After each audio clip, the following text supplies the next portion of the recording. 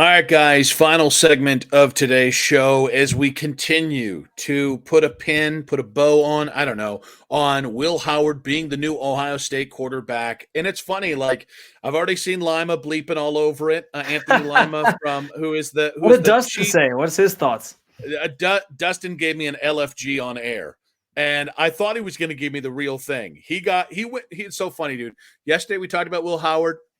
Eh, let's say it wasn't there. Today it comes down on air, and you would have thought they won the national championship. So, no, I got to tell you, man, like it pumped me up, and a lot of it is like, even if he's just, even if he gives you the same performance of Kyle McCord, guys, it's going to look different because the fit is different. Out if he get put up the exact same stats of Kyle McCord, and it's going to feel completely different because of the things you're able to do. And it wouldn't surprise me if you're able to score more points more freely with Will Howard as a quarterback, even if his stats look identical to Kyle McCord's. And I'm just blacking out now. You know what?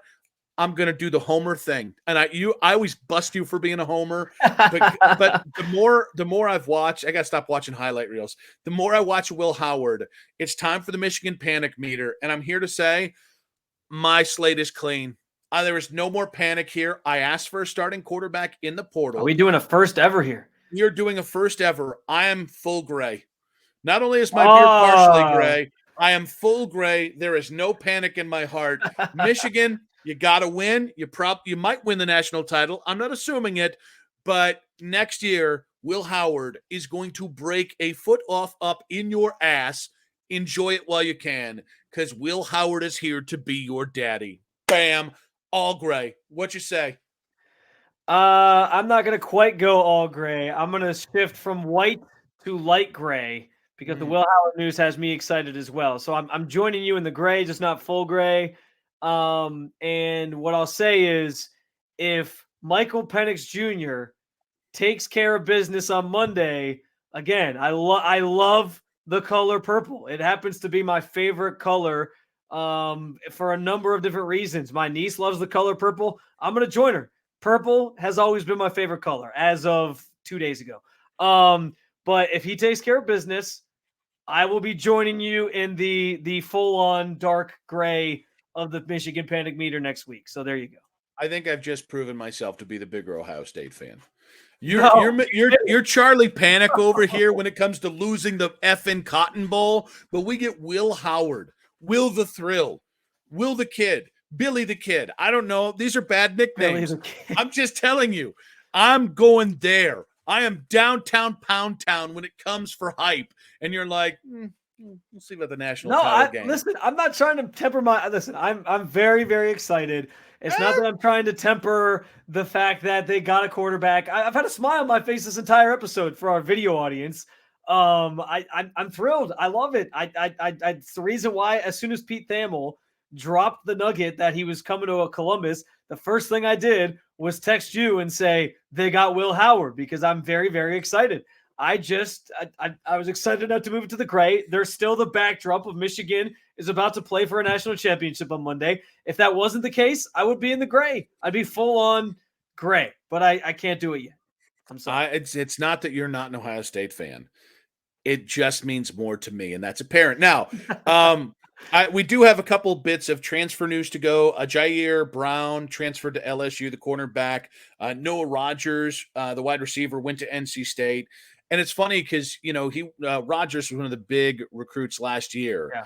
and so everybody kind of panicked about it. And it's like, well, Jeremiah Smith and Brandon Inniss have kind of surpassed him. Plus, you've got Carnell Tate back, and there could still be different moves you could make. So I thought this was a numbers move. Yeah. It's not that Noah is not going to be a nice player. It's just I think he read the tea leaves. So For to sure. me, this week is more about the guys they're bringing in on visits. Previously, you had mentioned the offensive lineman. Yeah. Can I say real quick too? Because you mentioned may. Brandon Ennis' name. For some reason, he's always the one I forget. I don't know why. Like when you start rattling off these names, you're like, oh, Emeka Ibuka might come back. You got Carnell Tate, you got Jeremiah Smith, and I just completely blow past. I don't mean to disrespect Brandon Inniss that way. I know he's a damn good player coming out of high school, one of the top recruits in the class last year, and I think he's going to see a lot of playing time next year. and he's going to be a star on this team. I for some reason, I always forget his name, but he's the one who also likes to stir the pot the most on social media when it comes to guys who enter the transfer portal and trying to almost lure them to Ohio State. He did it with Dante Moore, I believe it was. And now he's got some other people he's doing it with well. So I appreciate the fact that he's trying to help bolster the team. Let's say that name real quick because when Quinshon Judkins, Yes. who is a soon-to-be junior for Ole Miss running back, entered the portal, Brandon Innes quote tweeted with the eyes.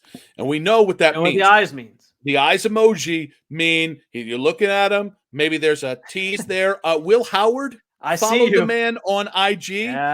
So real quick, just a little information there.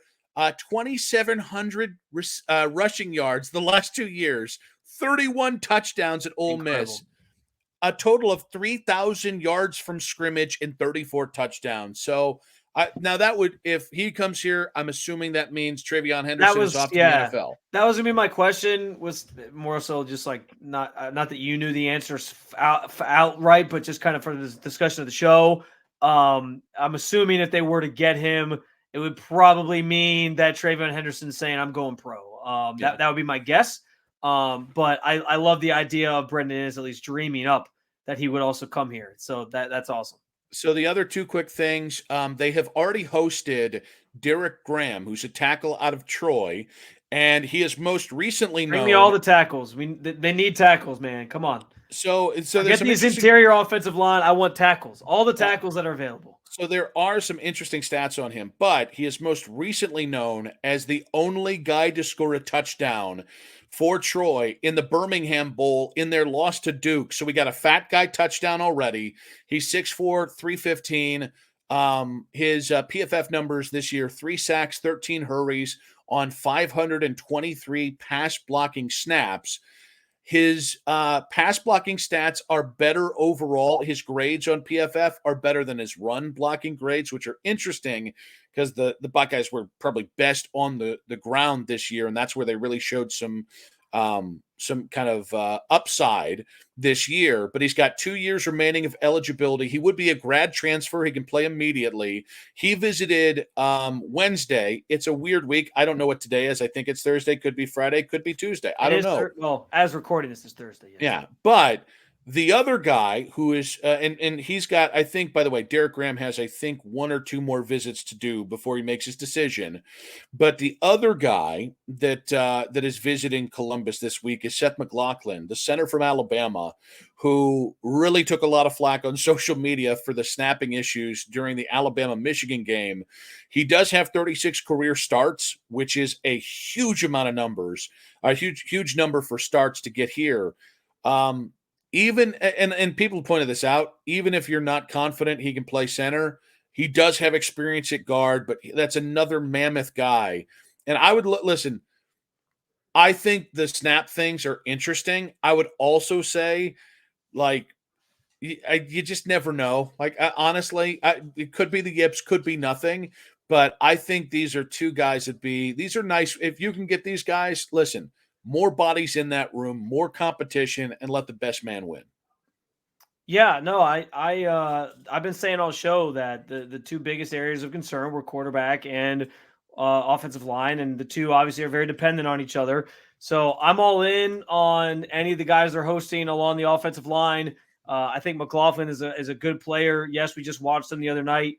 I understand people were looking at the Alabama offensive line and the Alabama offense in general kind of suspect. But I don't think that he's necessarily the main problem there.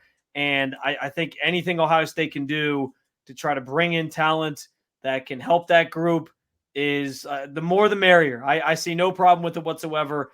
And especially now that you do know you have a quarterback that you want to use both in the run game and the pass game, I think it's beneficial to just, weigh the options that are out there and start bringing some of these guys in. There's a couple of guys I know that they didn't really pursue earlier on in the transfer portal period. So now that they're kind of in the mix for these guys, it has me even more excited about the prospect of Will Howard coming here, and hopefully they continue to just make the team better. Well, and another interesting name, and I listen, I don't know that we're going to know whether Ohio State is going to pursue them or not. But Nolan Rucci, Todd Rucci's son, longtime Patriot, he did, former Wisconsin offensive lineman, he did enter the transfer portal. There was a cool moment where he and his brother were on the field for Wisconsin this year. He was the 7th offensive tackle and number 36 recruit in the 2021 class. So if you're looking for more of a big tackle, like Derek Graham's about 6'4", 315. I think Nolan Rucci's a giant of a kid. If I'm remembering the right brother here, he was like 6'7", 6'8", something like that, more of a left tackle. So that is a name to watch as well here. Is there anything I'm missing on today's episode before we get going? I don't think so. I think we covered it all.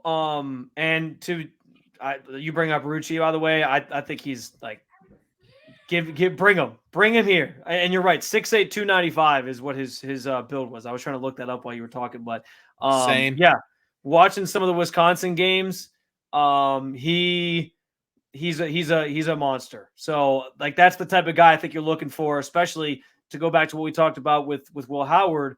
If you're trying to become a more physical team, a tougher team, he brings that mentality and he kind of fits the billing of what you're trying to do. So I love it. And hopefully some of these ones do come to fruition. We'll see about some others, such as Judkins, if that actually has any merit to it with Brendan Innes giving him the eyes. But he followed him on Instagram. That's true. Listen, we did end last episode saying Instagram never lies.